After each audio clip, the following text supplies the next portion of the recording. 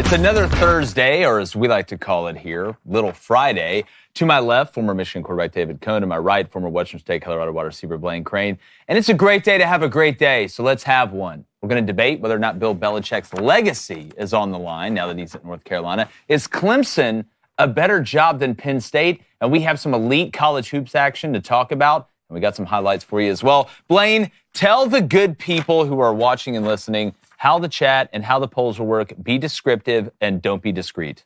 All right, what's up, everybody? Chat, hit that like, hit that subscribe button. If you donate on topic, it will get read. All donations will get read at the end of the day. Some polls, we're going to have a lot of polls here. Some polls, you get to decide the winner. So pick me. These other two guys are lame. David, tell me about the Hot Take Hotline. We are taking your live calls. That's right. You can call in and talk to us on the Hot Take Hotline. The number is 1-855-236-3228. Those lines open at 3:50 Eastern, 2:50 Central. You get a 60-second shot clock. Call in. Give us your hottest sports take. All right, chat, get those feet chopping. Strap up, strap in. Here on Crain & Company.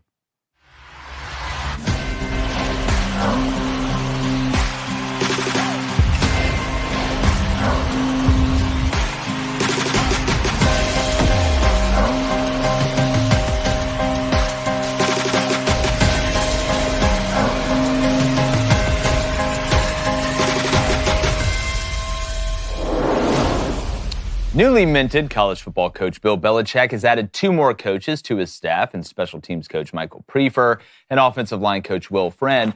But the real question is, if he fails at North Carolina, does this taint his legacy? I say yes. And while I am happy that he's in college football, if it doesn't work out, it's only going to add to the narrative that he wasn't really the catalyst for all those Super Bowls. It truly was Tom Brady. Now, college football is supposedly beneath the level of the NFL when it comes to how hard it is to coach or win, and the haters will only get louder if it falls off the rails in Chapel Hill, and it definitely could.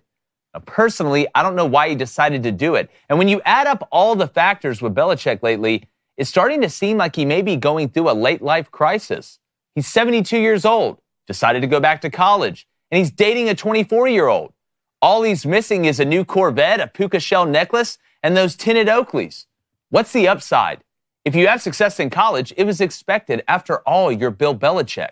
But if it goes down in flames, your legacy is going to take a hit. And please don't confuse this with Nick Saban or Steve Spurrier, who dominated college football and then flamed out in the league. This is a step down in some eyes for Bill, and for a guy that could have gotten another NFL job eventually, he may still, or been a smash hit in the media rounds, I really don't get it. But I do wish him the best, and it's going to be really interesting. But he could go from potential GOAT to the guy who stole Adam Sandler's girlfriend in Big Daddy with a 5-year plan at Hooters as a cook. Somebody else who cooks, not at Hooters, but just in general. David Cone, do you think if he does mess up, if it doesn't go well, whether it's really ugly or just ugly, this will affect his legacy maybe even more than what happened in the NFL later in his career? I would love to sit here and say that Bill Belichick, with 6 Super Bowl wins as a head coach and 9 appearances and another 2 Super Bowl wins as a defensive coordinator, I would love to say, man, that's way more than enough to already cement your legacy. You can go down to the college level and do whatever, and that's not going to hurt your legacy at all. But people really do remember how it ends, man. People remember how it ends. Like ending on top and what have you done for me lately really is a real thing. That's why John Elway is held in such high esteem despite losing 3 Super Bowls, because he won back-to-back and then left. The way Jordan ended with Chicago, that matters to people. I don't count the Wizards, okay? Owner or player? Yeah. So yes, I mean, think about it this way. Bill Belichick, when he was coaching the Cleveland Browns, had a losing record. Bill Belichick, when coaching the Patriots, without Tom Brady, had a losing record. So it's already taken a hit. It's not like he just won a Super Bowl with the Patriots and that's set aside and now we're just trying something new. He just got fired from the Patriots. So I actually have respect for him going to the college level. I do too. I like that he said, you know what, I'd rather coach at this X school rather than take an NFL job where I'm not going to get along with the owner. I still assume that he could have gotten an NFL job if he really, really wanted one. So yes, I see it as, if after the way it ended in New England, if you go 7-5 back-to-back seasons and then retire, that's not good. That's not good. But I also don't believe there's no upside. I think if he wins a national championship at North Carolina or even plays for a national championship, that would be significant at a school like North Carolina. What do you think? Well, are we sure he's going to be the head coach of North Carolina this year? Well, I saw the reports you're talking his about. Contract? I saw because I think there's a chance that if the right NFL job opened, that he possibly could take it, and there's some gray area, obviously, in that contract that is unsigned. But let's run the ground ball out for the good people out there. Do you think a legacy that is built up on, and David gave you the numbers. I mean, they're impressive. I mean, say what you want about Tom Brady. But if he goes in and it all burns down in Chapel Hill, will there be more questions and more negativity thrown his way about the whole thing, or is it just a one-off? Of course. I mean, if you watch a movie, what do you remember most about it? It's the end. I mean, that's what people do. And I think this was a stupid thing to do in the first place. The last time we talked about it. Not only did you take a college job, which is way different than the NFL, you went to a basketball school. You took a college job at a basketball school, which I would what has North Carolina won in basketball? But now, since it's Bill Belichick, what are they going to be expecting? They're going to be expecting a national championship and nothing less. So this was a stupid move by Bill Belichick. That's why I think he's going to end up back in the NFL before he coaches at North Carolina. What you think he has? Do you think that's just because he had this kind of planned all along, or because it's buyer's remorse? Probably buyer's remorse. Like he's there already. He's like, I don't like this. It's just like you have to deal with owners. You're going to have to deal with boosters. You're going to have to deal with ADs. Like, there's plenty of different stuff. Yeah, you're going to have to. And what is Bill Belichick like? What is any head coach like? Control. You want control over every little thing. You have less control in college. Well, forget the owners or the boosters and those people. He's going to have to deal with 18-year-olds. So do you think that he would take any NFL job? Do you think the only thing that's keeping him from being in the NFL right now is a job offer hadn't come through? Or do you think that he is showing discernment here and he would only take the right job with the right owner? I would just be speculating, but I think it would have to be the right job. I think it would have to be. And to all the people out there that say, look, it's North Carolina. You go 8-4, they'll love you. No. That's not what this is. Not when you're a six-time. Not when you pay the money that you paid to get Bill Belichick and his family, and you pumped all this money into the NIL space, which they did in football. I mean, there's some guys that cover college basketball that like North Carolina that are pissed off they didn't spend that money in basketball. They're like, you mean to tell me that they're going to pump all this money into football for NIL and this and Bill Belichick, but North Carolina don't have a big man? Yeah. Doesn't have a center to play? So to your point, they're expecting big things. They're looking at Fran Brown and Syracuse right now and saying, why can't we do that? Like, because the ACC is gettable right now. Mm-hmm. It's as gettable as it has been in a while. We're going to talk about that in a little bit with Tom Allen going to Clemson. I think there's some parallels there. But they are not expecting 8-4. That isn't good enough. But Blaine, I want to push back on something you said. Yes, they are a basketball school. And you're actually wearing North Carolina clothes right there. Kind of comes up pretty good. But some of these guys want the fixer-upper. They want to go in there and be the guy that's that change agent. It's like the opposite of Kalen DeBoer.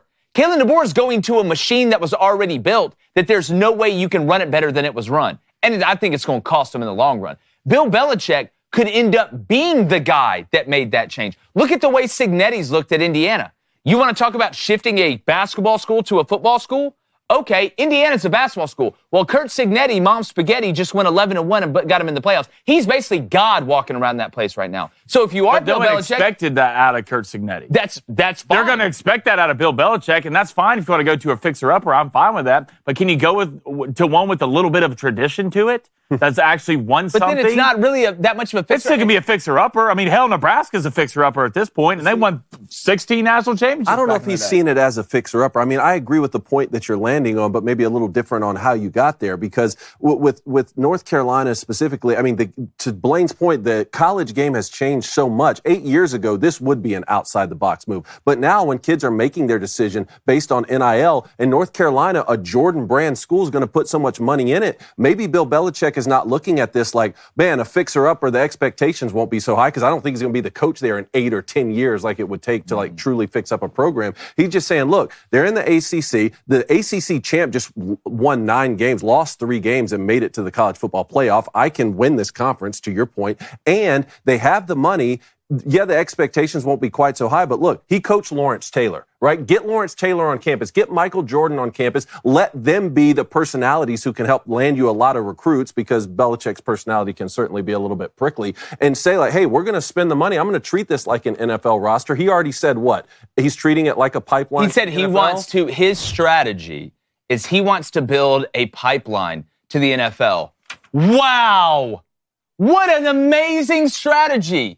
You mean like every other coach out there? I get that, you know, North Carolina's not just pumping everybody into the NFL, but every coach in college wants to build a pipeline to the NFL because it does 2 things. One, it helps you in recruiting. Nick Saban talked about this all the time. His best recruiting pitch was putting that spreadsheet about how much money all the running backs had made when he's recruiting a 5-star running back in the NFL. And to win, you need really good players. To win at this level, no offense to Mount Union, but this ain't that. This ain't NAIA. This is Power 5, high-level Division I college football. You need NFL players. So I know, again, I guess he didn't come out and say, well, I've got this new strategy. Let's get all these NFL players and build a pipeline.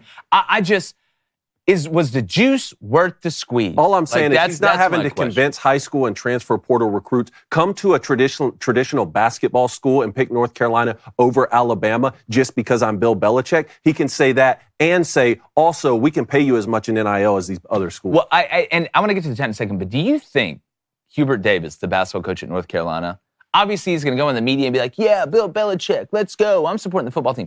Do you think part of him in the back of his mind is like, damn it. Like, here we go. Yeah. Here we go. Just like Mike Woodson in Indiana. Watching Kurt Signetti ball. Like, yeah, he's like, yeah, man, great job, football. God almighty, we're going to have to win a national championship. And Mike Woodson, and that's going down in flames. I've always wondered that, because you got to make good in, like, public and stuff like that. I don't know. I think they announced this, and Hubert Davis may have had a couple libations. Let's just put it that way. You can never be excited about losing money. And that's what technically you're doing. If they're pumping all this money, well, they are, into the program. I mean, is it a type of thing where Belichick maybe, you know, just maybe a diamond in the rough type of situation? Maybe you go out in the middle of Texas and you struck oil at North Carolina. I mean, Jordan's a huge brand, and at the end of the day, it really doesn't matter who the coach is. It really doesn't matter what the logo says next to your team. Is it how much money can you pay me? Yeah, and I think they could probably get that done. All right, Chad. Remember, hit that like, hit that subscribe button. If you donate, it's on topic. It will get read. We're gonna start the day off with Tom. What's up, Tom? He says, if Bill does leave North Carolina, who should North Carolina go get? That's a good question. I'm just wondering, like, how much backlash there will be for kind of pulling the rug out of the, you know, the North Carolina program. But whatever coach inherits that is going to be inheriting a war chest. You know, there's names out there. I could throw Jamie Chadwell out there. There's some assistants. I just to me, when I look across the scope, you know, is there a coach, maybe a bigger name that's at a smaller place? I mean, I look at Candle at Toledo, Jason Candle. When's this guy going to get his shot? All they've done is won in the MAC, and it feels like he's been there forever, and he's been passed over and passed over and passed over. I think he's a guy that they need to look at to give a shot, but I think a lot of guys would take that North Carolina job for that war chest reason that I just brought up, for the ACC reason I brought up. It's an interesting situation. Or do you maybe look at Tom Allen? Maybe he has to move the girls again.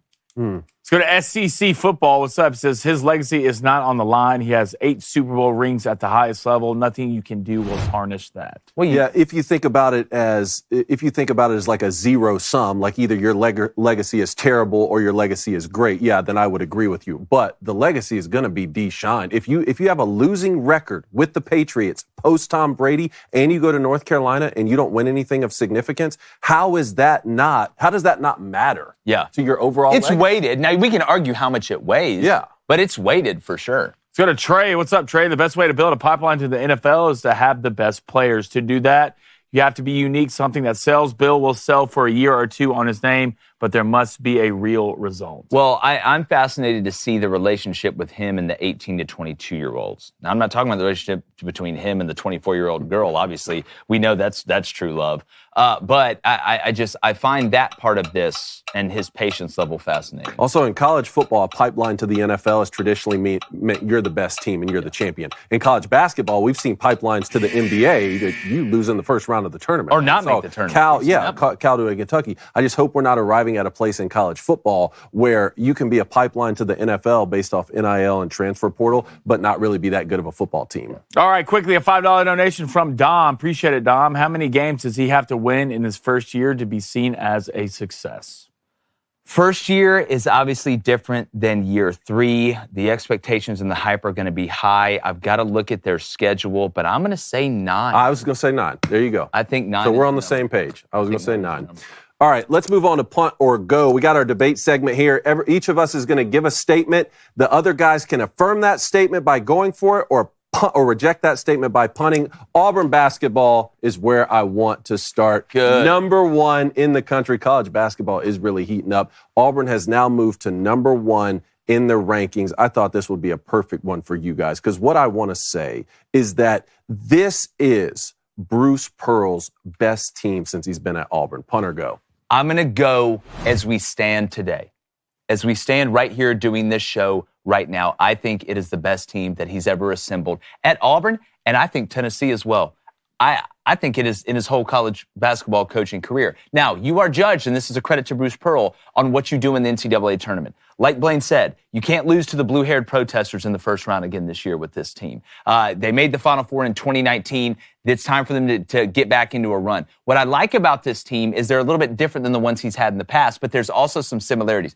Auburn is bigger, longer, and deeper than they've ever been, but you still have that small guard element. Throw up this clip of Tahad Pettiford on this windmill dunk. You know, the knock against Bruce Pearl was that, hey, you got a bunch of these small guards. Yeah, it worked with Jared Harper, but with the other ones, it really hadn't worked. Well, Auburn's longer than a Harry Potter book. That's why they're so good on defense. The rebounding needs to keep improving. But you got young guys like Tahad Pettiford. You got a bunch of seniors. You got a bunch of depth, and they're pissed off after last year. That's why I think this team is going to be the best one ever. It's not just talent. It's not just balance. Blaine, they're pissed off, too, and I love it. He's had some really good teams, Blaine. Is this his best team? Punt or go? Punt. I mean, I'm punting this 60 yards like I'm from Australia. I mean, at the end of the day, go look. We had Jabari Parker and Walker Kessler in the same. Jabari Smith and Walker Kessler on the same basketball team. True. I mean, hell, I don't even know this is. And the team that we had in 2019 had Chuma Okeke, but at the end of the day, what does the result come to? What do you do in the tournament? I have seen better teams than this lose in the second round, get dropped by 20-plus points against Miami, lose to the Whites for Kamala. At some point, and you had a bunch of gritty guys in 2019, but you had Jared Harper, you had Brown, hell, Horace Spencer was on that team. You had guys that had to go and absolute earn it. And the thing about that 2019 team, what they did better than anybody, and I have to show that second clip against Tennessee versus Auburn. Auburn broke almost every record for making threes. Every single record. They would pass up layups. Jared Harper, in your mouth, I'm 6 feet tall. They would pass up layups to take threes. That team was gritty, and they made the run. I'm yet to see a team right now for Bruce Pearl, other than that team, that are better, have more NBA talent, that are bigger, longer, have more depth. Go beat the teams they're supposed to beat in the tournament. So give me that 2019. Hell, you could put the Jabari and Walker team against this. I don't think you've ever been more wrong on this show. This is probably the most wrong you have ever been. The difference in this team is they are gritty.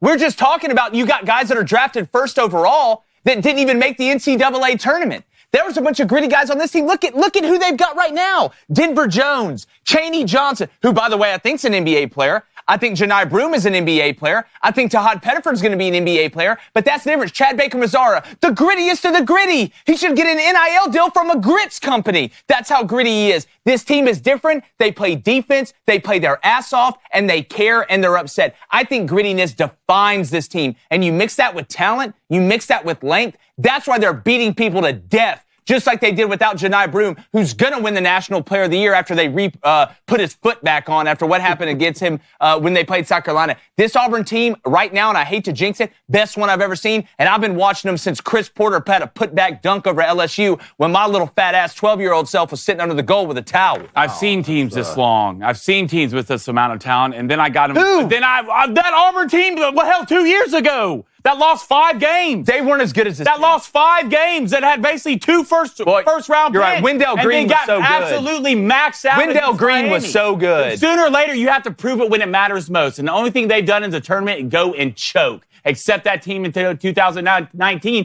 Hell, and did it without Chuma Okeke, who tore his ACL, in the second game? God. Did it with a bunch of, you want to talk about gritty, take your best player out of the game and then go win 6 games against Kansas. Yeah, they just beat number 15 Mississippi State and by Duke, 30 at North home. Carolina, you ran through every single blue bloods with a bunch of 6-foot guards. I don't want to hear nothing about this team and all We'll the see. NBA talent. Go prove it. We'll see. We will see. All right, next up here, Tom Allen had a pretty good year as the defensive coordinator at Penn State. They made the Final Four in the semis there. He's now going to be the defensive coordinator at Clemson, like we talked about over the last week here. I want to play this clip of him talking. This even got me emotional with young babies. He's just talking about, the strain on a family it takes to coach in college football. Can we run this? Our girls, they cried when they found out I was taking this job. And because we're close, so those kind of things, you just can't replace them.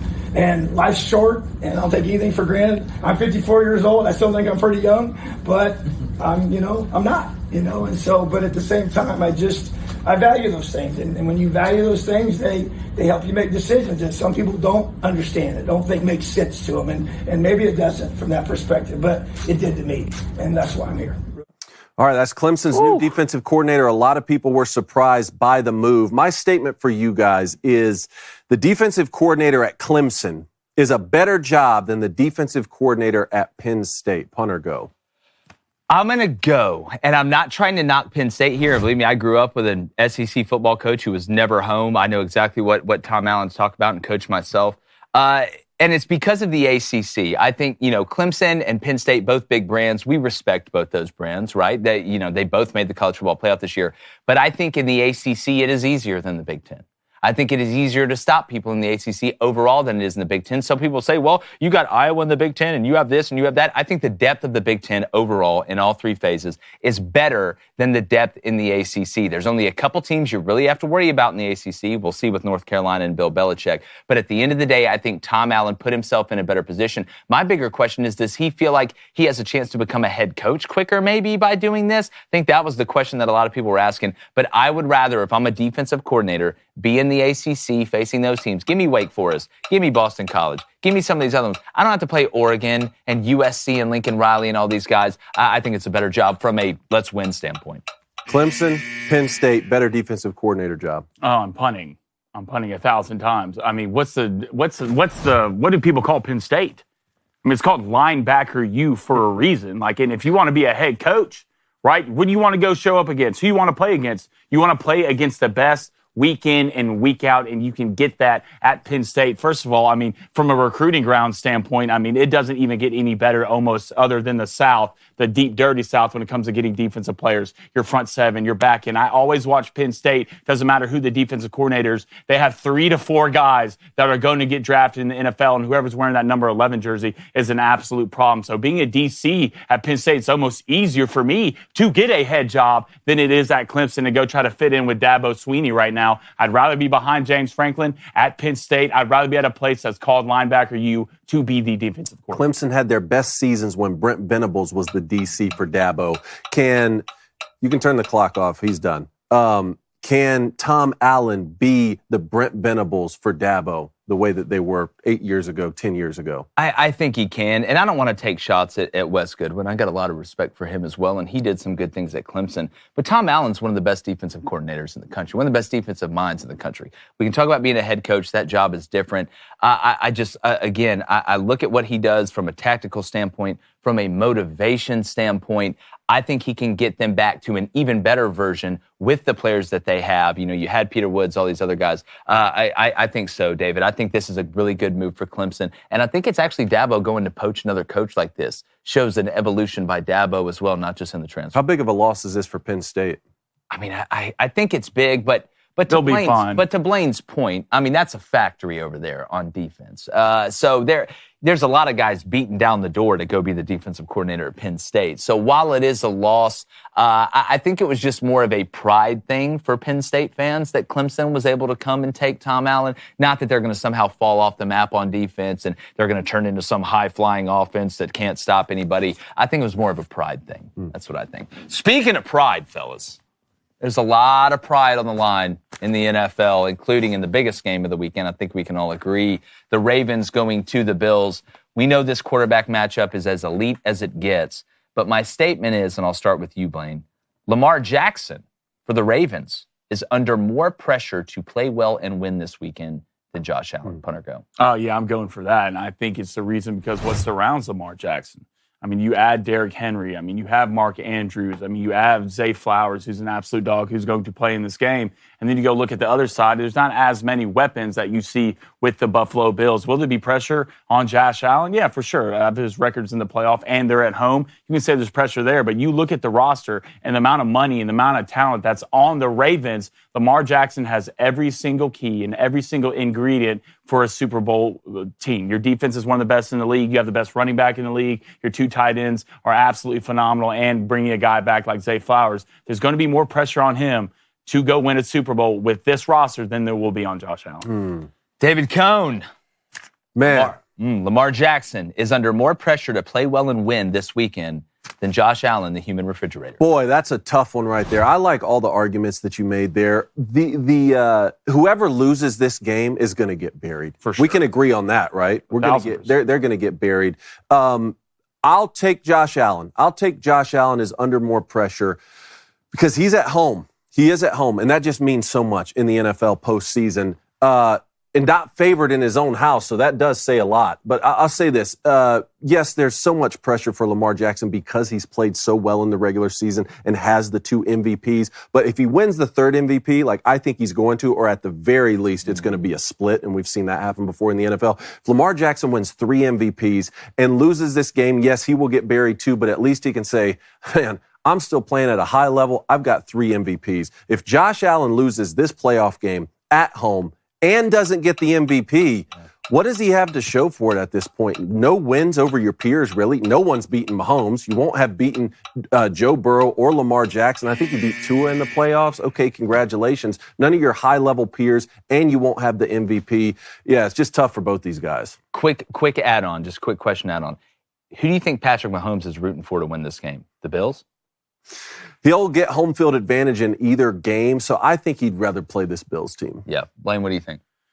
Got to be the Bills, right? Got to be the Bills. I do not want to play the Ravens. Yeah. I do not at all. Good stuff. All right, quickly want to get to the chat here in 1 second, but first, 2025, everybody has these, big New Year's resolutions talking about making 2025 their year. Well, if you want this year to be different, sometimes you got to start small and smart and efficient. And that's where our friends over at Raycon, who I'm telling you guys, you talk about wireless earbuds, there are some that are so overpriced. Raycon has cornered the market, and they're having a ton of success because they have the best product for the lowest price and the best price. Whether you're working out at the gym, whether you're running, whether you're just doing anything, you don't have to worry about those wires. You don't have to spend all this money on these overpriced wireless earbuds. They've got 32-hour battery life. They've got multi-point connectivity, so you can seamlessly switch between your phone calls and favorite playlists without missing a beat. It is the perfect product, because that's all Raycon does. Also, David, it's active noise cancellation, which growing up with Blaine, I wish I had that a lot earlier. A premium feature that typically costs way more, but with Buy Raycon, they're offering this at half the price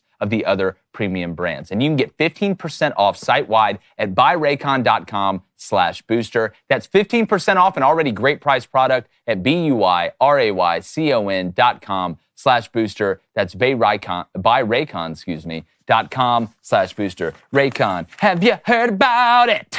All right, let's get to the chat. All right, first let's get to this poll. Who won Punter Go? Blaine, David, or Jake? Who's going to come in with David at 32%, Blaine at 28%, Jake at 40%. I think they just feel bad because he just had a kid. I hope they don't feel bad. No, Auburn basketball fans in there for sure. Yeah, for sure. This team is bad. And I was a little overweight when I was 12. But no joke. I was under the goal with Cliff Ellis's team, with the Cliff Dwellers.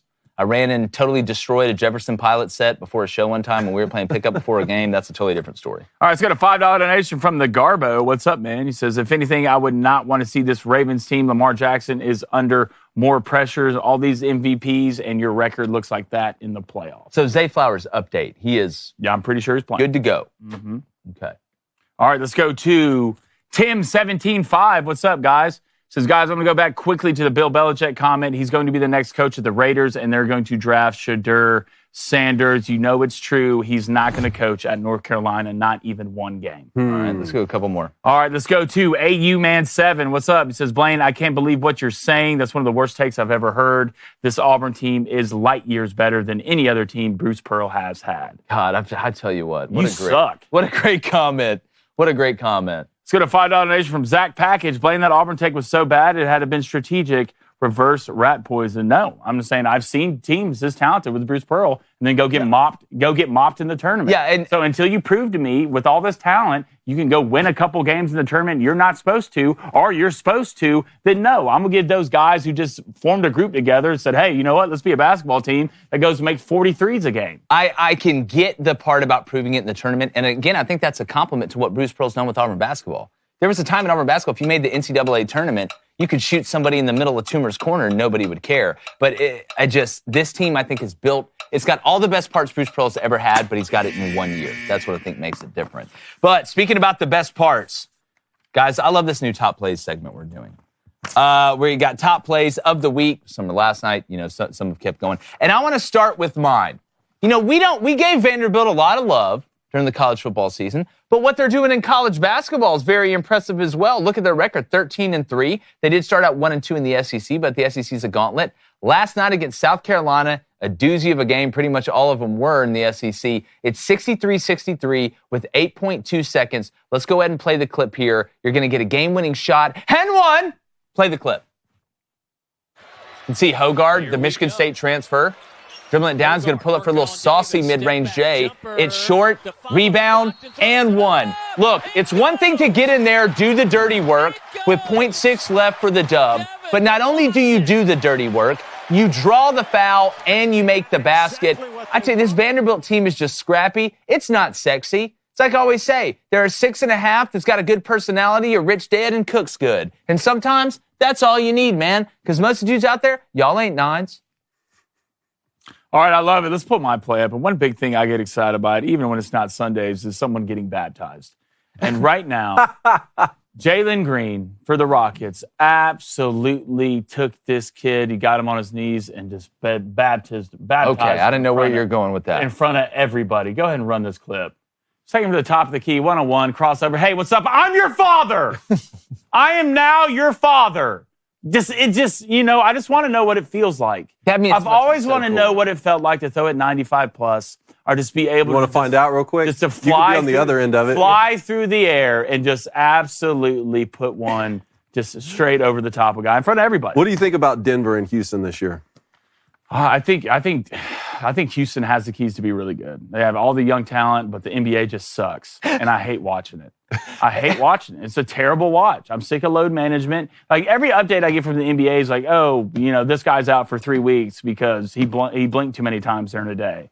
Like, this guy could get his rest. This guy ate some bad yogurt. He's out for 2 years. Like, we're like LeBron's 63 years old and still carrying the league. We got to figure something out. Yeah, because he never played an 82-game slate, so you can play until you're 40. Well, you're That's right. True. Heck, no more John Stockton's left. Sorry, guys. My top play. Look, it's Australian Open week, and Novak Djokovic just absolutely owns the Australian Open. Novak Djokovic 29-shot rally in the second round of this thing as he moved on to the third. But you know how it is with tennis. We show a tennis highlight, they ding us, they take us down, they demonetize us. So we got the next best thing. This is the closest reenactment we could get to Novak Djokovic in the second round of the Australian Open. Run this thing. Great footwork. That's a great backhand. The noise. Yeah. Finish it. Yes! First off, he's right-handed. He doesn't hit a one-hand backhand, but I'm loving it. I'm loving what you're doing. The funniest part about all this to me is it's the best reenactment. We're not in a tennis court. Blaine's in jeans, and they're so bald. And there's snow on the ground. Can we watch it again? Can we just do it one more time? Yes, hey, you know why we can? Because this is our footage. We have the rights to this. This is so accurate, though. Do you see the top spin on that last Look at that. You got the top spin. The fact that you prance into it like Stan Wawrinka over there. Is what absolutely, I don't know if y'all know, but I've acted before in a movie. Yeah, that was some great acting. Just in honor of that, can we just? I just want to see the chat's reaction. Well, everyone's laughing. It says, obviously the noise I made was the best. They're calling me feminine. Maria Navratilova, that's the name for my tennis player. Yeah. They're getting a lot of compliments on the backhand, which I appreciate. I thought the form was pretty decent. A lot of people say it's very similar to Nadal. They see a lot of correlation. Sure. Now we're talking. Yeah. He doesn't hit a one. And that's actually the first thing I thought. I thought it was Nadal. If you take out the snow in the parking lot and you in jeans, everything was like that. It was actually, now I think about it, it's exactly like that. Yeah, and take out the person for sure. A lot of please get off the court, ma'am. Yeah. That's some good stuff. You can only find that here at Crain & Company. All right, so David, we got a new segment. Yes, we do. That we're super duper excited about. Can you just tell the people kind of what's going on here? Yeah, so we're going to call this segment Find the Fake. Unless anybody else wants to rename it, feel free to throw them out there. Blaine's been talking about this idea for a while of two truths and a lie, and how can we squeeze this in? And obviously, everyone loves sports trivia. So we wanted to tie all these ideas together. Here's what we did. Each of us came up with, we went and found some actual sports statistics, but then we made some up as well. And the other two guys get to find the fake stat that we're going to present. And this is National Championship edition. Yes, College Football National Championship. The College Football National Championship coming up next Monday, which we're going to be live streaming at Mission Cigar. Buckeyes versus the Irish of Notre Dame. So this doesn't necessarily have to just be about those two programs, but college football national champions, national championship seasons, anything like that. I have no idea what you guys came up with. I don't think you know what I came up with. And see if you can spot the fake in the chat, too. I want to see how accurate. All right, so how are we going to do this? You want to start? All right, I'll start first. It's your inauguration. All right. Here, I'm going to start with the Buckeyes' last national championship. They were national champs in the very first inaugural season of the 4-team playoff era. They're trying to be the first champions in the 12-team playoff era. Remember, they beat Oregon 42-20 in that national championship. So I have 3 stats here for you. First one, in that game, the Buckeyes scored 6 touchdowns, and 5 of those were rushing TDs. All right. Second stat, both quarterbacks in this game, Marcus Mariota and Cardale Jones, threw 1 interception apiece. And the third stat, Ezekiel Elliott had more rushing yards than Oregon had receiving. 2 of those stats are real. 1 of those stats I made up myself. Which one is fake? I think the first one's fake. All right. I think the 5 of the 6 Ohio State touchdowns were rushing is fake. Okay. All right. What do you say? I'm going to go with the second one being fake. Both QBs, Marcus Mariota and Cardale Jones, threw 1 interception apiece. Justine, they both got it wrong, right? Yeah! No way. Did we? Yep. Ezekiel Elliott, while he did have a day, boys, he rushed for 242 yards. Oregon receivers still had 333 through the air. Those other 2 stats at the top are correct. All right, 0 for 1. All right. That's a good start for you. You got both of us. It'll never happen again. Enjoy it. All right, let's do mine. Throw mine up there. Here's what I got. Penn State's this is the 1947 Penn State National Championship team. So I did not just one team with 3 questions. I did 3 different national champions. So it's kind of a general view. Okay. All right. Penn State's 1947 defense won the national championship, only allowed 17 rushing yards per game in 1947. Remember when everybody just ran the ball? Setting an NCAA record for the fewest rushing yards allowed. That's my first one. My second one, Alabama rallied from a 20-7 deficit with 6 minutes and 52 seconds remaining in the third quarter of their national championship game against Georgia to win 26-23 in overtime. That was the biggest deficit that a team had come back from in a national championship game to win. And my last one, ride with me here. The 1918 Pittsburgh Panthers were retroactively rewarded the national championship during an abridged season because of World War I, because the referees cheated them out of the game versus the Cleveland Naval Reserve. That's Who hurt you? Like 1918. Can we get it? Are we going to get this on the screen? No. Do we have a graphic? No. Apparently not. All right. I'll go. So you've got the Penn State rushing, the Alabama rally, and what happened against the Cleveland Naval Reserve. All right. I'll go number 1, fake. Number 2, fake. Blaine is correct. Number 2 is fake. The 2017 national champion Clemson rallied from a 14-point deficit, not a 13, against Alabama, and that was the biggest come-from-behind victory in a national championship in our area. All right. Yeah, that 1918. 1-1, sitting a little cleaner now. We need to do a hit on what happened in 1918 because it was Pop Warner's coach Pittsburgh team, and like the Spanish flu hit. It is wild what went down in that game. And guess what? When they were retroactively awarded with the national championship cone, you know who they shared it with? Say Michigan. Michigan. Yeah. All right, 1-1. Pre-World War II, chat. we were great, man. Yeah, we're. And now, post-World War III. All right, I'm up. Lock in. All right, I'm locked. Are you ready? I'm Lockheed Martin right now. All right. 2 truths, 1 lie. The Rose Bowl has hosted more national championships than the Orange Bowl in the BCS and CFP eras combined. Alabama has played in more natties than any other team in the modern era. The largest margin of victory in the college football playoff national championship game is 28 points. All right. I know the fake one. You know the fake one? Mm-hmm. So you want me to say it first? Yeah. I don't know. That's a weird strategy because I don't know. Now this you don't know. Now I'm in your head. You're over here trying to play 4D chess. Now I'm in your head, kid. That's fine. Look, this one's pretty easy.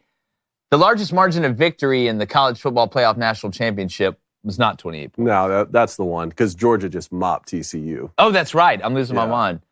Well, I already said mine. What do you got, Cone? Yeah, 3. It's 3? 3's fake.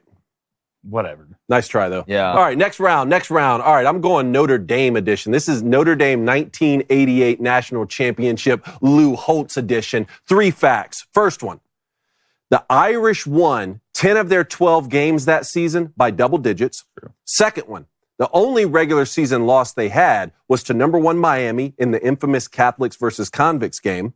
And the third stat, they beat 4 top 10 teams in the final AP poll. Which one's fake? Blaine, you go first. No, you go first. You're closest to him. God, that rule sucks. All right, I'll go first. I'm going to say they beat 4 top 10 teams in the final AP poll. You're lying to me. Okay. I was going to say that because I feel like they beat more. Let's go with the Irish won 10 and 12 games by double digits in 88. Both wrong again. I knew it. The only regular season loss, they didn't have a loss. They won the Catholics versus Convicts game against Miami, and they won by a score of 31-30. As far as those top 4 top 10 teams, they beat number 2, number 4, number 5, and number 7. All right, go to Blaine. Go to Blaine for this next round. All right, go ahead and pull mine up. Let's see which one you got there so I can make sure to get this right. All right. 2 truths, 1 lie. The first ever BCS National Championship game featured an undefeated FSU team. The 2019 LSU team set the record for the most points scored in a national championship game. Texas is the only team to defeat a defending national champion in a title game. Texas is the only team to defeat a... You go first, Coney. Ding, ding, ding. And Texas, on the Texas one, that's just BCS and playoff, or that's all time? I mean, it gets weird pre-BCS because there wasn't a championship game. But, okay, I think I'm going to go... I'm going to go with number 1. I'm going to go with number 1. That's fake. That's a false stat. God, the 2019, I feel so true with LSU. I'm going to say, yeah, it's got to be the first one. It's got to be the first one. Because Tennessee played in the first BCS national championship, right? I don't think they beat Florida State. Florida State played the next year against Virginia Tech. You would think, but it is Texas is not the only team to defeat a defending champion. Really? Clemson defeated Alabama in 2018 after Alabama won in 2007. That's right. That's right. Wow. So Pretty good one right there. Not terrible. BCS national championship, was that Tennessee and Florida State? Florida State. Oh, they beat Florida State, huh? Interesting. That would have made like 3 straight years for FSU. All right. So I've got my last one right here. It's a pretty simple one, but I think the audience will be interested in this. I'm going to give you 3 teams. Okay, 3 teams. You're going to tell me which one of those teams has the most college football national championships. So I'm just going to say this team has the most, this team has the most, and this team has the most. Notre Dame has the most college football national championships. Alabama has the most college football national championships. Yale has the most college football national championships. So 2 of them have to be false in this one. Yes. So you switched up. I switched up a little bit. Well, Alabama has the most. So it's got to be 1 and 3 are fake. Yeah, I mean, I would say 1 and 3 are fake. You're both wrong. Yale has 18 national championships. I don't know about that. Doesn't Alabama claim the most national championships? Yeah, they claim it. They claim one when they went 7-5 because Bear Bryant. So how does that not count? Because I'm talking officially. What's Yale claiming? Officially, look, I'll read you the years. Here's Yale's. Who's official? This NCAA.com? Yes, it's actually. Are we on like CharlieBaker.org. Craig's Garage? Here's what we got. And they also have 2 of the 3 first Heisman winners. So they weren't the blue-haired protesters back then. Yale won national championships in 1874, 1876, 1877, 1880, 1881, 1882, 83, 84, 86, 87, 88, 91, 92, 94, 1900, 1907, 1909. And we all remember that 1927 Yale team. Oh, Yale, the Yale Bulldogs. I wonder how many people, and you can believe that. You could say, oh, well, it's, they claim this. I just wonder if the people who say, all right, Alabama claims that national championship when they went, 6-4 or whatever. If you say that's true, then how can you not say that UCF's claim when they went undefeated in 2017 isn't true and they're national champions? Because I have eyeballs. All right. Do you have another round? I have one if you want to use it. Okay, yeah, I have another round too. But hey, make sure you get those calls in now. 1-855-236-3228. The phone line's open in 5 minutes. Give us your hottest take. All right, next round here. I'm focusing on the BCS era here. All right? BCS, not college football playoff. And I have 3 stats for you. First one up. The most points scored in a BCS national championship game was 55 by USC in 2005.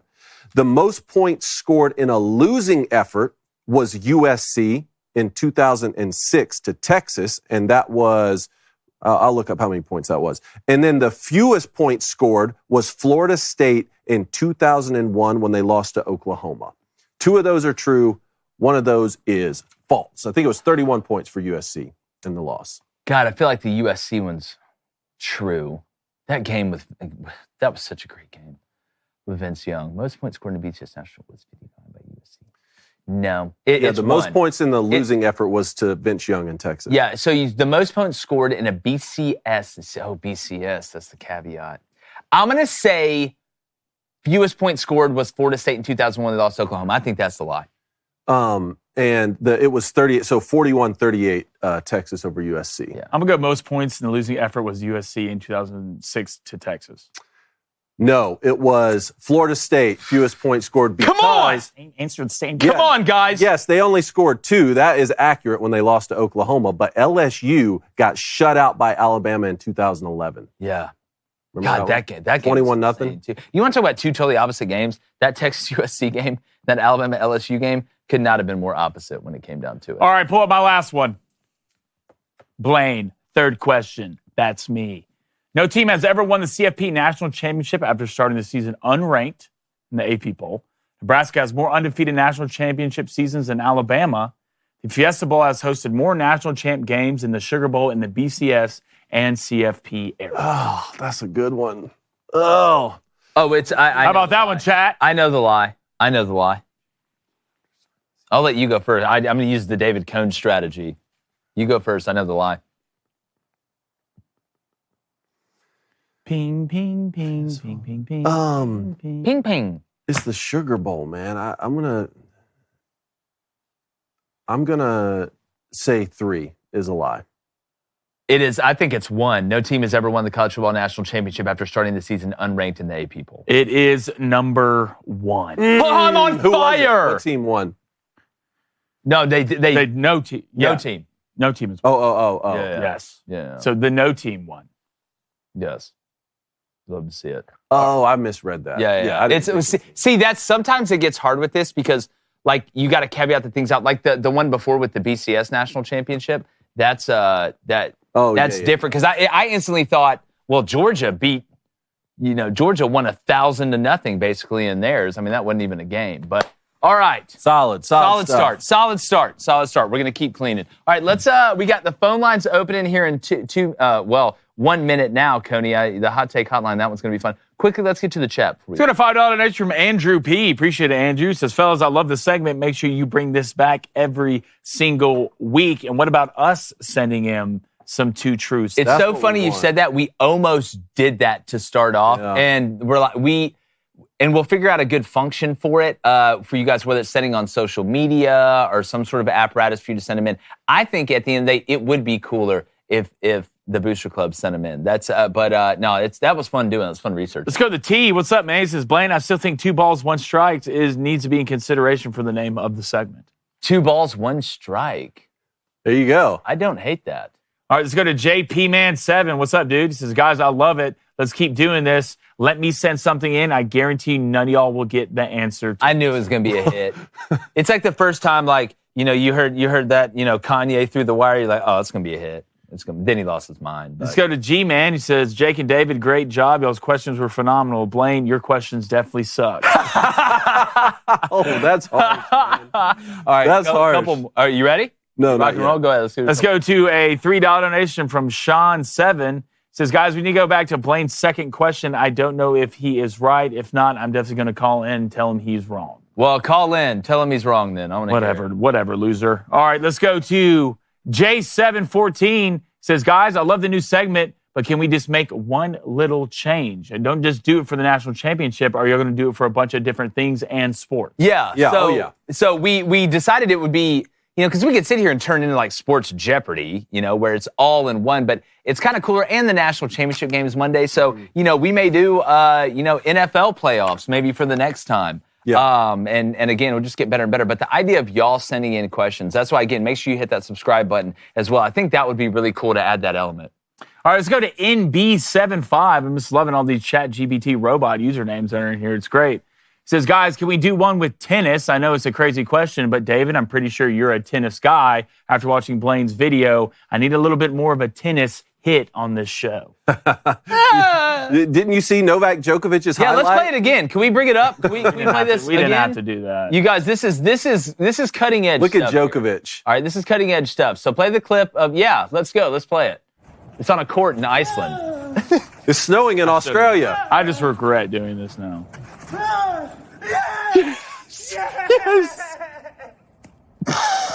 Yes. I can't believe it. I love it. Good job, Novak. Yeah, good job, buddy. All right, y'all ready for the hot take hotline? Remember, get your calls in. The number's 1-855-236-3228. You get a 60-second shot clock, and we're going to start with Mike in Colorado. Mike, what's your hot take? Hey, guys. So I've got a hot take on the Coach Prime coaching rumors. I want you to hear it out and then tell me where I'm wrong. One, he's a great fit for college ball. You guys know I'm one of the biggest fans of him in college ball, especially at Colorado. It's where I've been my whole life. Love the school. And he's great with the kids. But why he's not a good fit for an NFL coach is he's not an X's and O's guy, right? He's a hype man. He's not a specialist on offense or defense. He's not play calling. He's someone there to get the kids motivated. He's a talent magnet. And that's what you need at college football. Surround yourself with coordinators. But that's my hot take on it. But exactly why I think Jerry Jones is the only one that would take him, because he cares nothing about being in charge, anything other than being in charge of the team. And I think that's what he's looking for more than he's looking for an X's and O's coach that will actually bring them success. So that's my hot take. Yeah. Michael, thanks for the call, buddy. Hope all is well out there. Here's where I'm going to, you wanted me to ask where I thought you were wrong. Here's where. I think all those things you just described Prime as, that can work in the NFL as well. I mean, if you're a talent magnet and you know how to hire people around you to call the plays, you can get away with it. I think Deion, one of his strongest abilities would be able to keep an NFL locker room in check because of what he accomplished and who he is. I think he would get a lot less pushback than, let's say, and I got a lot of respect for Mike McDaniel at the Dolphins. You know, that locker room isn't a disaster by any means, but I think he demands more respect for that because of what he's accomplished. And let's make no mistake, you got to know your X's and O's in college football, too, at a place like Colorado in the Big 12. You just can't go out there and not know what is what. Now, Deion doesn't call the plays at the end of the day, and I'm not saying he's the greatest tactician of all time, but I think there's a lot of correlation between what his strengths are at Colorado and the need for what you have to have at a Division I Power 5 football school and in the NFL. So if you know how to hire, you know how to motivate, you're a talent magnet, as you said, I think that can work in the NFL. Let me draw a parallel here between Bill Belichick and Deion Sanders, because I said at the open of the show that Bill Belichick, it could benefit from this NIL era, especially if North Carolina is going to pump money into the football program in a way that, I mean, if he just came down to college 10 years ago, of course, he's still a winning NFL coach and guys would want to come play for him, but not the same sort of recruiting strategy of Deion Sanders, who can walk into any living room and guys want to go play for him. I think Bill Belichick can take advantage of this new era where it's more financially driven than just having to go recruit because, like I said, his personality is a little bit prickly. I think we all know that. Deion Sanders, I actually think would have benefited more pre-NIL to convince recruits to come play for him before it was more transactional, unless Colorado is going to be able to foot the bill and give him a bag for the players the way that these other programs are. I agree with you 100%, especially that last point. But what's funny is, and not saying they're the exact same, at least in the NFL, you have contracts, and we know free agency starts when your contract ends, not after the year. The NFL has become more like college. The college has become more like the NFL. So I think both of these guys, it has been going to be a little bit easier on them to be able to go back and forth now as opposed to back in the day. But isn't Bill Belichick the exact inverse of Deion Sanders? Not a very big personality or attractive personality people, but incredible schematic guy, incredible knower of the nuances and the ins and outs schematically of what's going on. Deion is on the exact other end of the spectrum. And I'm not saying that Bill Belichick doesn't have friends. I'm not saying that Deion Sanders doesn't know how to draw up inside zone, but they're the exact inverse of each other. That's why I think that's such a fascinating parallel to see who's going to have the most success. All right, next caller here. Let's go to Jack in South Carolina. Jack, what's your hot sports take? Yo, what's going on, Crain and Company? My hot sports take is people are disrespecting the Irish defense, and I will not stand for it. I'm thinking 28-10, Notre Dame absolutely dragging Ohio State into deep water. Once you put pressure on Will Howard, he's going to panic. He's going to be panicking Skywalker back there. Doesn't know which way is up. Don't try it, Anakin. I have the high ground. Oh, Jack, great call. We just got to get you back to the mental hospital. I don't know how you escape. I just love that he used Panic and Skywalker. I'm glad we could make that a thing. Here's what I will say. I think we got to understand that two things, again, can be true at once. I've got a ton of respect for the Notre Dame defense. What they've done, Al Golden is incredible as well. They play their guts out. But at the end of the day, it's one thing if you got a good army and you're fighting against an army that's your size, and I can give you props for that. Well, guess what? Cambodia ain't beating Russia. And what Ohio State's got on offense, it's just tough, dude. Not saying Notre Dame can't win. I'm just wondering how much they're going to run a lot of it, man coverage. Like, what's the answer? Because, Jack, to your point, if you're putting pressure on Will Howard, I think really the only way you're going to get consistent pressure on Will Howard is by bringing pressure on Will Howard by blitzing. And that's a dangerous game to play. It's like hitting on a soft 17. You may end up beating that 18. Wow. But, man, that 6 is coming, and we all know it. But at the end of the day, styles make fights. And, look, y'all are samurais, and you're really good at it.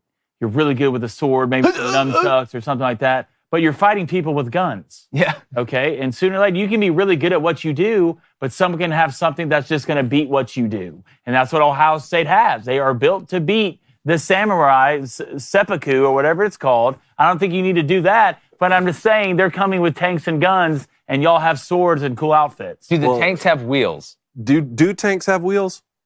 I was told that they do have wheels, and the wheels are what move the tracks. But there are wheels within the tank, and that was from a Marine. That's debatable. I don't know if it is. If two things can be true at once, two things can also be terrible at once. And that's what both these teams are in this championship for any Michigan fan. This is almost the worst possible matchup. It's Hitler versus Stalin. I mean, the only way to make it worse is if you put Michigan State in there somehow. Somehow Michigan State comes in like somebody gets COVID right before the game, and they just put Michigan State in there. Jonathan Smith would be so pumped. Absolutely terrible. All right, next caller. Let's go to Dylan in Utah. Dylan, 60 seconds. What's your hot take? Hey, guys. How you doing? What up? Okay, so there was a lot of talk yesterday about NCAA rules for years of eligibility. And so from Utah, we've had Cam Rising be our quarterback for, I think, this entire century now. Yeah. And it sounded like he was trying to come back for another season. Finally, it's come out in the last day or so that he's off the roster. So my hot take is NCAA eligibility rules, 5 years, no exception. If you're on the roster at all, it counts as a year. So, hey, quickly, stay on the line. Don't hang up. So that includes a redshirt year, right? So are you saying you got 5 years to play 4 or 5 years to play 5? 5 years to play 5, done. So you could play for 6 years if you redshirted. No, I think we just get rid of the redshirt years. Just get rid of redshirt years. 5 years max. Done. Look, I'm down with that. At least there's a number. Mm-hmm. At least it's like, and after that 5, it's like, nope. I don't care what happens. I don't care if there's a fire. I just wonder, like, with Cam Rising, if he did want to come back, if he went in there with Kyle Whittingham, is one of those decisions where, like, the parents have to tell the person, like, it's been 2 years since you got out of college, you can't live here anymore. Like, you're 25, you're coming off the insurance, like, you got to go out. Like, I don't care if you work at the last Blockbuster left. Like, you got to get out of here. What's wrong with how we used to do it? You know, you got 4 years to play college football unless you don't play that much in 1 year, and then you can redshirt, and then that's your 5th year. I like the 5 years. You just can't be 27 years old and go to high school parties. It just doesn't work like that. That's what it feels like with Cameron. Like, it's time, man. It's a Van Wilder. It's a Tommy Boy. It's time. You're just the definition of a super senior. He's Matthew McConaughey. Why are you at this house party? You have 2 kids. Yeah. Yeah. Why is it your house? What's the chat saying about it? All right, let's go to a $5 donation from Leah P. Thank you, Leah. She says, Blaine, you're just getting absolutely destroyed today, but the only way you made it up was with the tennis reenactment. Well done, sir. Let's go to Steph. Appreciate it. Says, Cam Rising should have a PhD doing postdoc work while moonlighting as a college QB. Well, like, I've always wondered, like, if you were like one of those guys, like, look, I'm not playing the NFL. Like, but I want to be a doctor. You're going to let me play college football for 7 years? So technically, I get all my doctor school or medical school stuff paid for because I'm on scholarship. That's the real underlying smart play because like 0.03% of people play in the NFL. So I think Can you go to medical school while you're playing college football? I mean, if you play for 7 years. But I don't think you can actually take the curriculum and play at the same time. You ever seen a computer? I mean, look, I know there's some smart dudes out there, but... Look, I think you can figure it out. They're all just using ChatGPT anyway. Yeah. But just from a time management, isn't there like residency to consider? I don't know. I didn't go to medical school. But... Well, look, just come to practice. Let's go to Mickey D. What's up, man? Says Jeremy Smith is the best thing to come out of the state of Florida since I-10, but you got to love Marcus Freeman. Going to be a rough night for the Irish, though.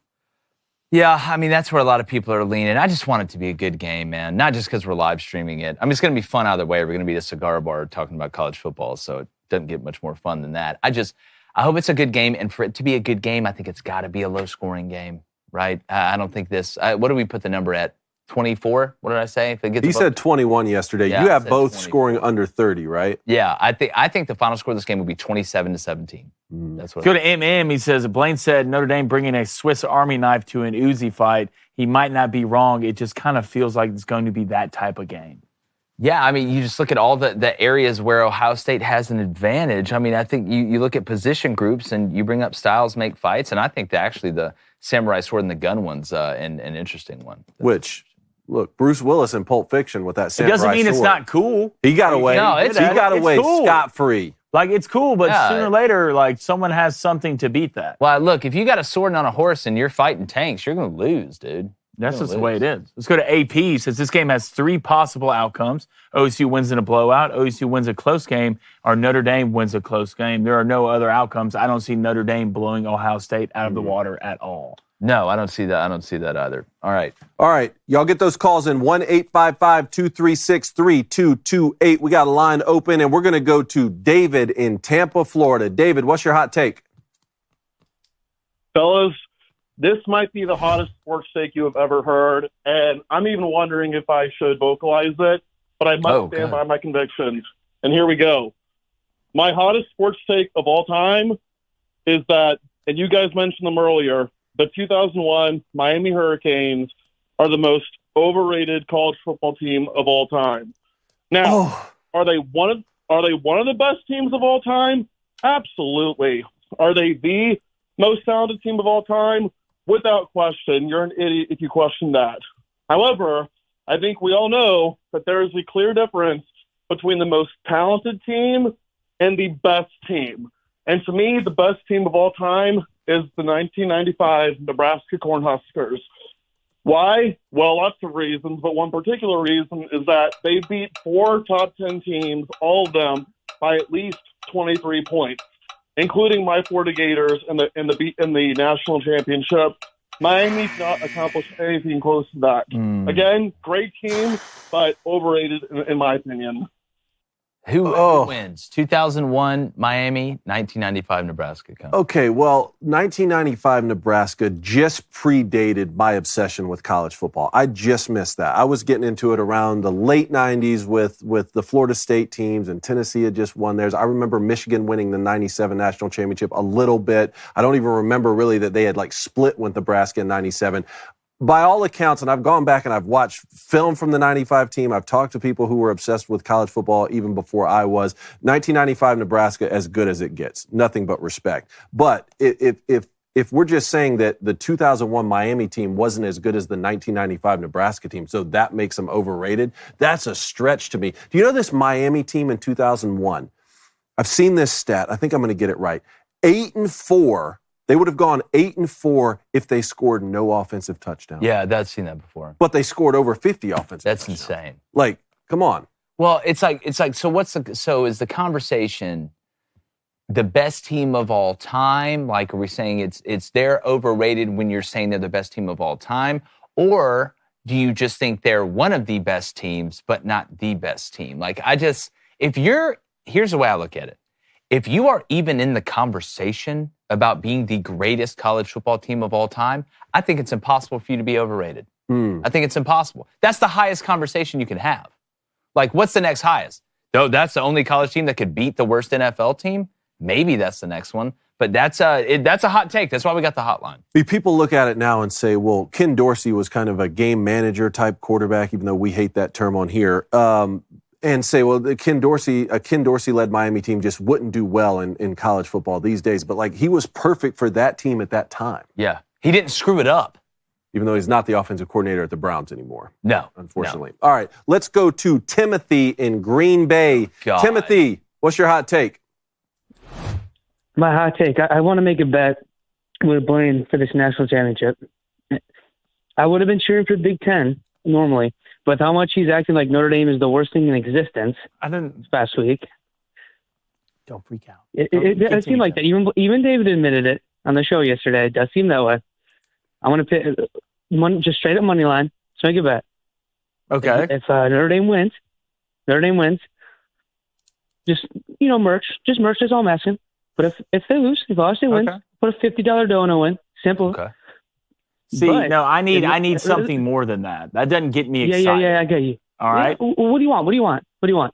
How about this? If Ohio State wins, all right, you have to come out publicly that Jordan Love is overrated. Well, I don't even care if it's true or not. I just want you to say. I can do that right now. Jordan Love's overrated. And fire Matt LaFrade. When did that change? Recency bias. When did that change? All right, we'll do the merch and a $50 dono. All right. We'll do it straight money line for the national championship game is what you're telling me. That's a bad bet. God, I can't wait to get your $50, Tim. I'm pretty excited about it. Bad bet, buddy. You should have taken him 8.5 plus 8.5. Quickly, let's go to KC. He says 95 Nebraska's schedule was overrated. would have lost 4 games in the new era. That's interesting. Hey, M. Night Shyamalan twist. The 95 Nebraska team's the most overrated. Yeah, what about that one? Hold on, I got the schedule right here. 1995 Nebraska faced Oklahoma State. They beat them 64-21. Oh. They faced Michigan State. They beat them 50-10. Arizona State 77-28.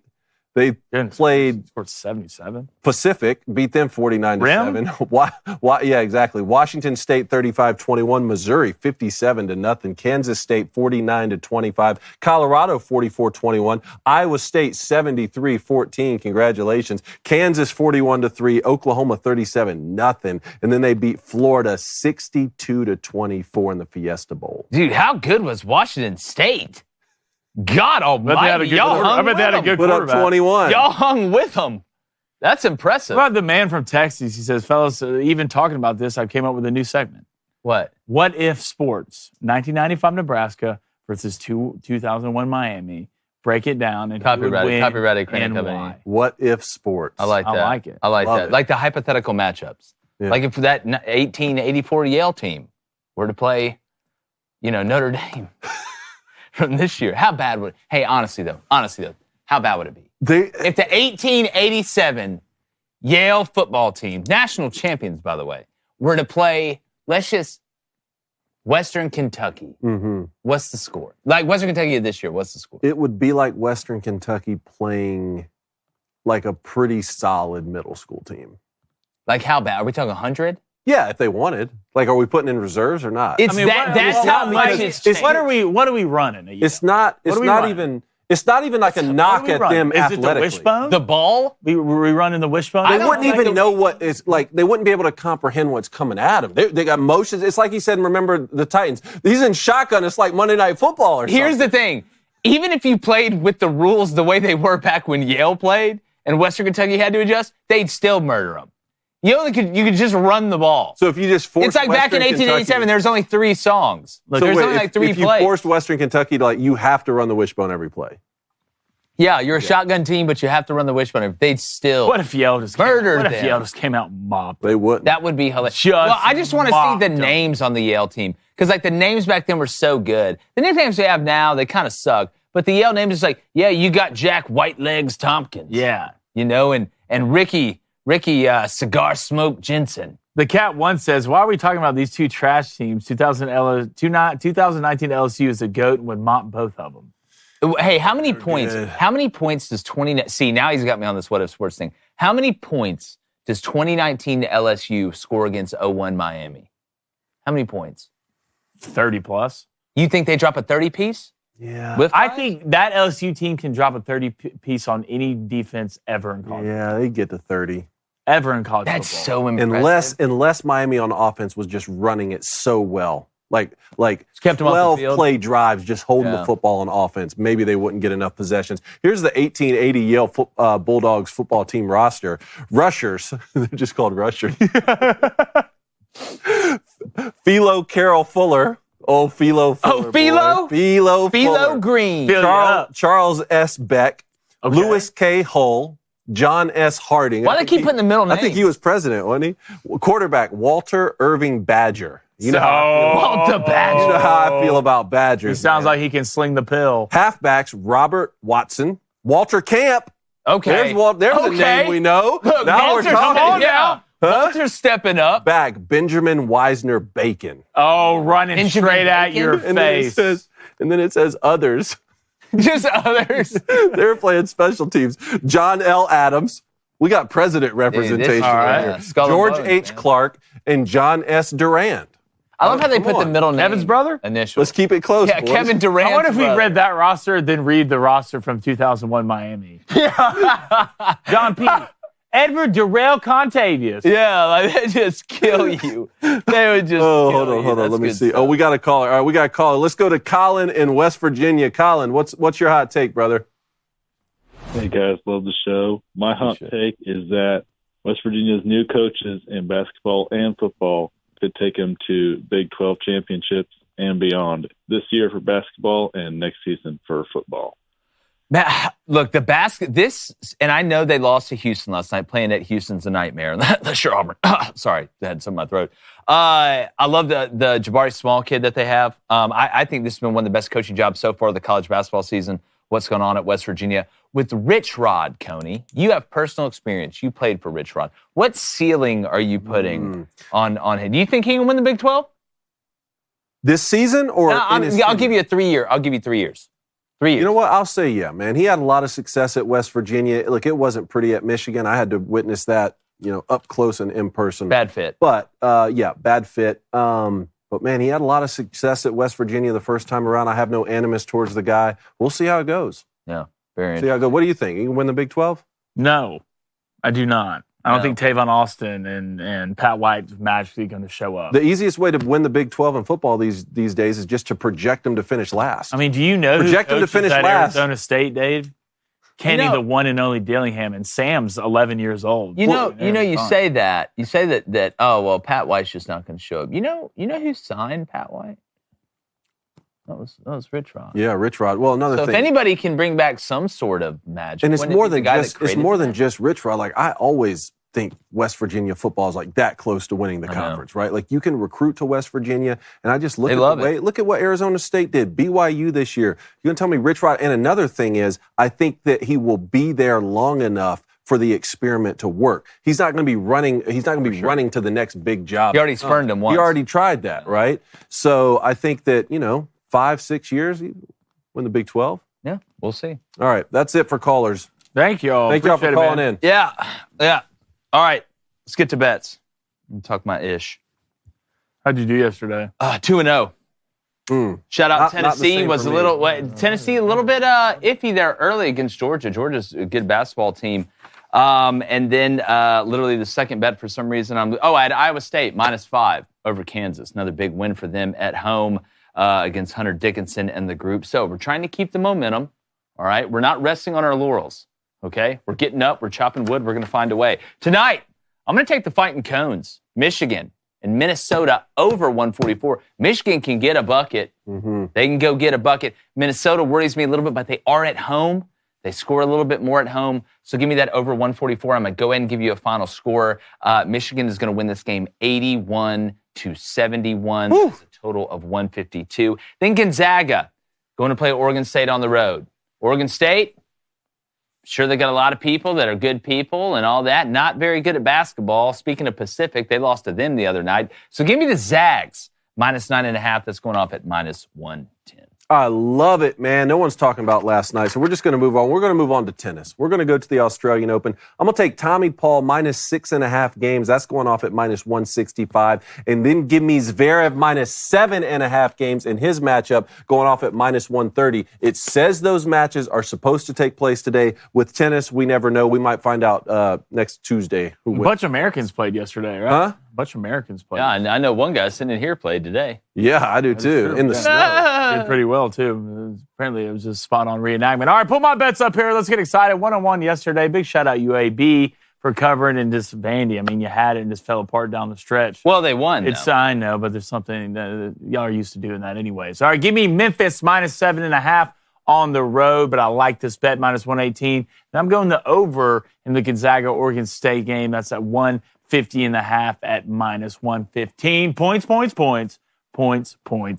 All right, Ace. I think Ace went 2-0 yesterday. Ace, man. Welcome to the club. He's going to take Michigan -9.5. Seems like you're winning that house divided fight so far, David. Then James Madison, which, by the way, in football, I don't know if you guys saw this, the UNLV quarterback, Matthew Sluka, who left him in the third string, has transferred to James Madison. Yep. He's going to take JMU -6.5 tonight. That's -110. I am not 100% sure who they are playing. All right, let's go ahead and get to these donos, and then we'll start wrapping this puppy up. All right, let's get to the $10 donation from Billy B. What's up, Billy? He says, RIP Bob Euchre. Yep. One of my absolute favorite. We lost a good one, fellas. Yep, we're going to get to fit in a minute after these donos. Don't James worry. Madison playing Marshall, by the way. Marshall, we are. $5 donation from that spy guy. What's up? Told you guys at week 5 of the NFL I would not believe in the Vikes. Now you see why. You guys talk about Auburn the same way. Won't believe it until I see it. I mean, look, I can understand that argument. It's about the NCAA tournament now. Another point I didn't make that I should have is I think the SEC is so good this year, this team will be more battle-tested than any team that they've had before, which I think is worth its weight in gold. $5 donation from the mob. Appreciate it. It says, Blaine, relax. Sending us money? I guess. Look, we're on the same page. He said that LSU team couldn't even score 30 against Auburn. Let's not get too carried away. It's a good point. If you go back, if you remember schematically what Auburn did in that game, they rushed 2, but it really counted as rush 4 because Derek Brown was 3 people.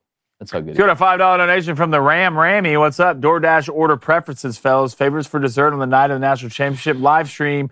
Blaine and Jake are taken care of. Yavid, what would you like? What are my options? Is brownie an option? I would feel like it is. I'll take that. All right, let's go to a $5 donation from Q's. Appreciate it, Q's. That Blaine tennis reenactment is the way Crain and Company needs to do the end of every show from now on. His acting skills from Lady Ballers really showed there. He's an absolute star. Yeah, he's a method actor. He actually walked around as Rafael Nadal for the whole day today. It's crazy. He woke up as Rafael Nadal. Yeah, $2 donation from Tim. Appreciate it, Tim. Is Cam Rising secretly in a 21 Jump Street situation? And RIP Bob Uecker. He's a narc. Listening to him my entire life. $10 donation from the Real Fan. Appreciate it. Says, guys, I really like the Auburn basketball talk. But on a real note, Jake, do you think this team is good enough to win it all? God, I'm just going to jinx us, but you asked me, so it's not me saying it first, so therefore it's not a jinx. Can we all write that down and agree with that? I agree. I think they are. Again, I think they've got, what are they bad at? I guess you could say, the rebounding hasn't been perfect, but I mean, you get Janai Broome back. I actually think Janai being out for a week and a half or 2 weeks could actually end up making this team better down the road. I've just never seen an Auburn team that has all these positives and they've got long guards. That's the difference to me. Man, they're good, dude. Now, we'll see. They got to go on the road at Georgia without Janai Broome. Georgia, like I said, the Steg is rocking nowadays, and they're a quality team. But I've never felt, best way to describe it, I've never felt more comfortable being able to watch Auburn basketball as opposed to being incredibly nervous. And, you don't see Auburn just dribbling the ball with one guy around at guard and then chucking it up from 45 feet. They're actually running offense.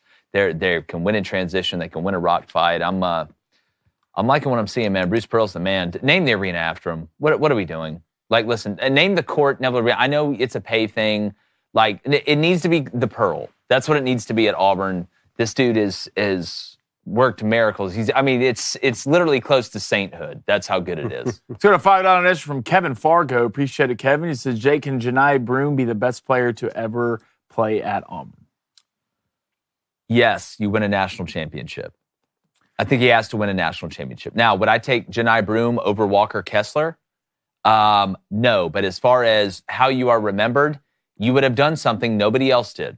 And you would have been the best team on the team that did something nobody else did. Charles Barkley didn't do it. Walker Kessler didn't do it. Jabari Smith didn't do it. Chris Porter didn't do it. We can go down the list, and Auburn's had some pretty good ones, right? Chumo Kiki, that team wasn't able to do it, even though they're regarded as the greatest Auburn team of all time because they went to the Final Four. Auburn wins the national championship. Janai Broome keeps playing like this. Janai Broome wins the Wooden Player of the Year. He is, in my eyes, the greatest player in Auburn history, not the greatest NBA prospect, because that's not the question. $5 donation from the Milt. Appreciate it. Says, fellas, I don't know if you've seen, but there are guys trying to get back into women's sports, especially women's basketball. Lady Ballers 2, here we come. I mean, I want to sit here and we make fun of it all the time. We made a movie making fun of it and stuff like that, but it really is sad. Hopefully that stuff's about to get axed, though. I think here in, what's today, the 16th? Yeah, and I think in about 4 days, y'all dudes are going to have to untuck it and go play with the guys. That's what I think. $5 donation from Johnny P. He says, fellas, I don't know if you know, but TikTok's getting banned in a couple days. I want to get y'all's thoughts on that. On TikTok getting banned? Mm-hmm. A win for society, for sure. Yeah, I just wish we had the TikTok the Chinese had, where it's just teaching the kids math and how to shoot an AK. Thank you. Isn't it math and cooking? Or is math and cooking and how to shoot an AK. Okay, yeah. Well, that's important, too. $5 donation from Dave. Appreciate it, Dave. Taking next Monday off to watch the CNC live stream. This is the way. Yes. $2 donation from Serb. Appreciate it, Serb. No Diddy basketball, fellas. Please keep your pants on. $5 donation from James. Last donation of the day. Jake, why does Bruce Pearl hate you? Well, I don't think he hates me. I just think that, and again, that's the thing. I'll never trade what I think for access. I'm not going to sit here and bend and kiss the ring. That ain't me. Not that Bruce, wants that. And again, I'm not him. I can't tell you what it's thinking. Last year I put out a video that said that Auburn, the teams owe it to the fans to start playing better in the postseason. And I referenced baseball and was really mainly talking about football. And this is right after Auburn lost to Yale. And I just said that, Auburn made the Final Four in 2019 and really hadn't done anything past the second round since then, when the expectation and standard has been raised. Nobody said that Bruce Pearl shouldn't be the coach or that he's done a bad job. God, nobody's gassed them up more than me, but I'm nobody's boy. I'm not going to sit there and just say all these nice things about you because I'm scared. I ain't scared. I said the same thing I said when they called me. I'm going to say what I think. I'm unbelievably grateful. What Bruce Pearl and the Pearl family, including his son Steven, have done for Auburn basketball is incredible. But still, that doesn't mean you're beyond critique. You're not beyond somebody saying, hey, and I think they'd agree with me, right? You should have beat Yale, even though Chad Baker-Mazara went out. So at the end of the day, again, I guess I may be the only person that's willing to stand up and say, hey, feel like this needs to be better, but I really wasn't even talking that much about basketball. It was about football. All right, $2 donation from Seth. Appreciate it, Seth. Got it, David. Says, by the way, you don't want this work 1v1. Ooh. In what? Basketball. In the low post? We got a goal right here. Let's do it. Yeah, look, David, I'll play with a wig on. 6'7". Every bit of it. He's an absolute treat. Don't jump like I used to, though. Are we doing fit in a minute today? Yeah, here we go. Something. We still got 6 minutes. I got mine on the clock. Hey, you just look for icebergs. I'll steer the ship. That's fine. Okay? All right, David. You know the rules. There's a lot to get to today, boys. Can you get through it in a minute? I don't know. We're going to see. All right. So we got the clock. You got the clock up there? Oh, we got the clock. All right, David, you got to do the news headline. Keep your own personal clock, though. I like this. You got 1 minute reading the news. I'm going to count you down. You ready? Mm-hmm. David Cohn from Statesboro, former Michigan quarterback, married to Darby Lou, father of 3. But in a minute. Los Angeles Chargers head coach Jim Harbaugh will undergo cardiac ablation, a procedure for treating irregular heartbeats and hip replacement surgery this offseason. Harbaugh briefly left the sidelines of the Chargers' victory over the Broncos in October due to atrial flutter. Bo Jackson is giving up $21 million judgment against his niece and nephew. Jackson won the Heisman Trophy as an Auburn running back, also played in the NFL and the MLB. He allegedly, in this lawsuit, that his relatives tried to extort $20 million from him through harassment and intimidation. Not a good look. Edmonton Oilers superstar Connor McDavid moves into second all-time in points in team history. The Oilers' all-time points leader, Wayne Gretzky, put up 1,669 points in 9 seasons. Novak Djokovic advanced to the third round of the Australian Open. In doing so, passed Roger Federer for the most singles major matches played in the Open era by reaching 430. He's 379-51 in those for an .881 winning percentage. Live Golf reached a multi-year broadcast agreement with Fox Sports, and Mr. Baseball, Bob Uecker, died at 90. I'll close by saying, just a bit outside. Very nicely done. Couple things. Did you say flubber? Is that the movie with Robin Williams? What I meant to say was atrial flutter. No. But yeah. No, I know, but I'm not losing my mind, right? That's what it was called, flubber. Yeah, it's a movie. Yeah. And the second thing, who in God's name would try and intimidate Bo Jackson? Yeah, Bo Jackson. Oh, my gosh. Bo Jackson, niece and nephew, man. He had to drop the lawsuit because they were trying to extort money. Also, Bob Uecker, obviously Hall of Fame. Oh, yeah, that sucks, man. That one is absolutely. You tried really hard, Dave. You did. You really fought hard today. Just not. He got it in there. No, you didn't. What did you end up I don't at? trust Blaine's clock. A minute Who are you going to trust, Blaine or us? Yeah.